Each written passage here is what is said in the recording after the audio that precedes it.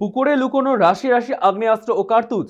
সন্দেশখালীর মণিপুরে তল্লাশি চালিয়ে তাজ্জব বেঙ্গল এসটিএফ এর আধিকারিকরা। গোপন সূত্রে পাওয়া খবরের ভিত্তিতে শনিবার সকালে ওই এলাকায় হানা দেয় তদন্তকারীরা। পুকুরে অস্ত্রের ভান্ডার পর্দাফাশ করেন আধিকারিকরা।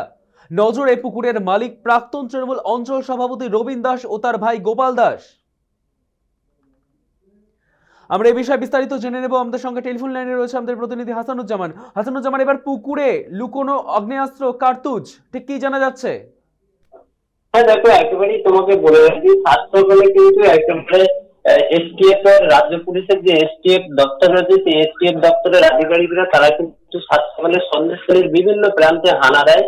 সেখান থেকে 18টি আগ্নেয়াস্ত্র এবং 56 রাউন্ড কার্তুজ কিন্তু উদ্ধার হয়েছে। ইতিমধ্যে গোটা ঘটনার তদন্ত শুরু করেছে রাজ্য পুলিশের এসটিএফ। তার পাশাপাশি তোমায় বলে রাখি, এই ঘটনায় ইতিমধ্যে কিন্তু 6 জন গ্রেফতার হয়েছে।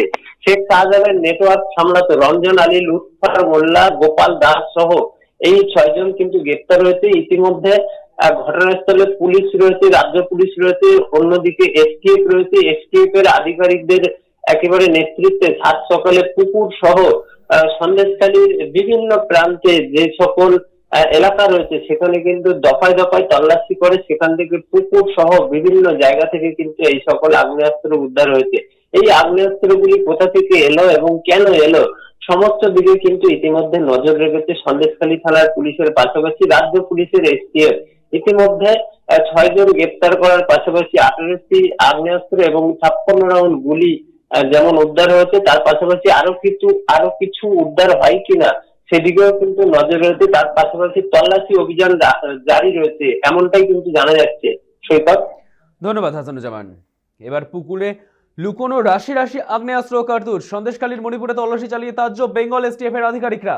গোপন সূত্রের খবরের ভিত্তিতে সেই শনিবার সকালে ওই পুকুরে উদ্ধার কার্য চালায় তদন্তকারীরা। তারপরই জলের তলা থেকে বেরিয়ে আসে আগ্নেয়াস্ত্র, কার্তুজ। নজরে পুকুরের মালিক প্রাক্তন তৃণমূল অঞ্চল সভাপতি রবীন দাস এবং তার ভাই গোপাল দাস।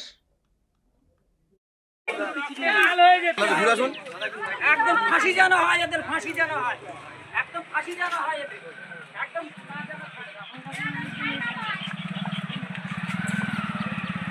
ফাঁসি হয়।